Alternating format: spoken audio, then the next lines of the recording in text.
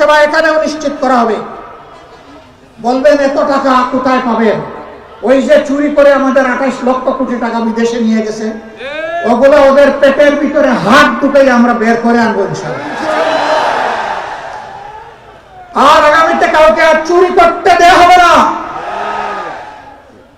আমি বিশ্বাস করি আজকের এই জনসভায় শহীদ পরিবারের সম্মানিত সদস্যরা আছেন, জুলাই যোদ্ধা আছেন, 71-এর বীররা আছেন। আমরা আপনাদের সকলের কাছে ঋণী।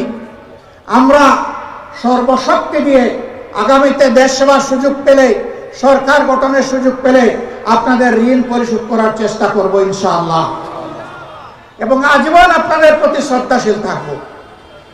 আপনাদের এই ঋণ পরিশোধ করে উঠতে পারবো না, আমরা চেষ্টা করব। আল্লাহ যেন আমাদেরকে তৌফিক দান করেন।